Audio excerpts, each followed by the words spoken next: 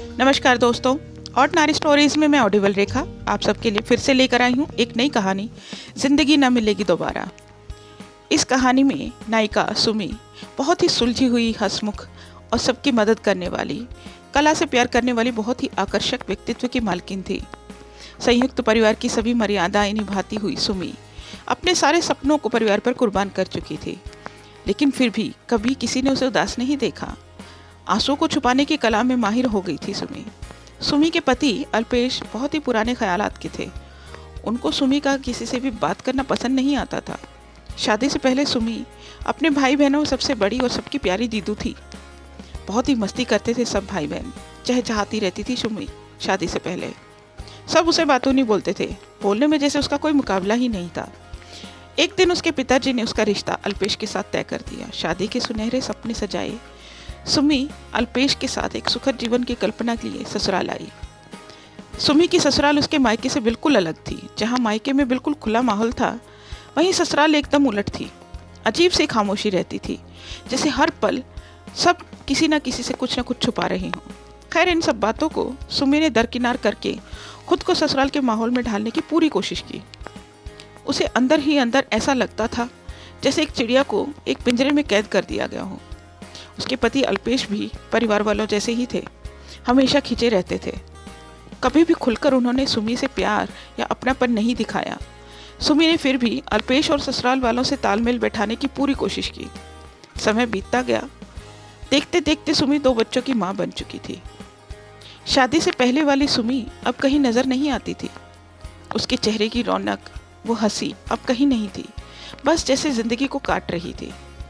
शादी से पहले सुमी को पेंटिंग का शौक था। रंगों से खेलना उसे बहुत भाता था। घर परिवार और अब बच्चों की वजह से उसने अपने इस शौक को कभी याद ही नहीं किया। जब बेटी ने 12th में आर्ट्स में पेंटिंग ली तो वह जैसे जी उठी। सोचा, चलो मेरा सपना मेरी बेटी पूरा करेगी।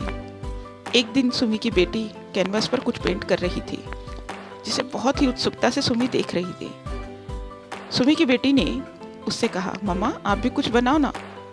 और यह कहकर एक पेपर और पेंटिंग ब्रश उसके हाथ में दे दी। इतने सालों बाद पेंटिंग ब्रश को छूते ही जैसे सुमी एक बच्चे की तरह चहक उठी। उसने ऐसे ही कुछ ड्राइंग पेपर पर बना दी। उस ड्राइंग को बेटी अपने ड्राइंग टीचर के पास दिखाने के लिए ले गई। समीर ही नाम था उसके ड्राइंग टीचर का। बहुत हंसमुख, खुश मिजाज, सरल स्वभाव के थे समीर। उन्होंने उस रॉ पेंटिंग को देखा और सुमी की बेटी से कहा, ये तो बहुत अच्छी बनी है, क्या तुम मुझे इस पेंटर से मिलवा सकती हो? सुमी की बेटी ने कहा, जी सर, ये मेरी मम्मा ने बनाई है। और वह अपनी मम्मी को अपने सर से मिलवाने के लिए राजी कर गई और उनसे मिलाने के लिए अपने इंस्टीट्यूट ले गई। समीर पहली ही मुलाकात में सुमी का कायल हो चुका था। उसने सुमी से अपनी कला को निखारने के लिए बोला, तो सुमी मना नहीं कर पाई और निकल पड़ी अपने सपनों को फिर से जीने के लिए। अल्पेश से छिपकर सुमी ने फिर से पेंटिंग सीखनी शुरू की, जिसमें समीर ने उसका पूरा साथ दिया। इस दौरान कब सुमी को चाहने लगा उसे पता ही नहीं चला, लेकिन सुमी ने कभी ऐसा सोचा नहीं, क्योंकि सुमी और समीर की उम्र में बहुत बड़ा फासला जो था। लेकिन समीर से मिले स्नेह, अपनेपन और इज्जत ने सुमी को फिर से जीना सिखा दिया था। अब अल्पेश का रूखापन उसे अखरता नहीं था, क्योंकि वह अब अपने सपने को जो जी रही थी। एक दिन समीर ने सुमी से अपने मन की बात कह दी, जिसे सुनकर सुमी सन रह गई, पर कुछ कह ना पाई। शायद यह प्रेम का बीज उसके दिल में भी अंकुरित हो चुका था। उस समय को जैसे पंख लग चुके थे। सुमी अब बहुत खुश रहती थी। समीर का साथ उसकी ताकत बनता जा रहा था, पर यह समाज शायद उनके रिश्तों को कभी नहीं समझ सकता था। उन दिनों प्रियंका चोपड़ा निक जोनस की शादी खूब सुर्खियों में थी।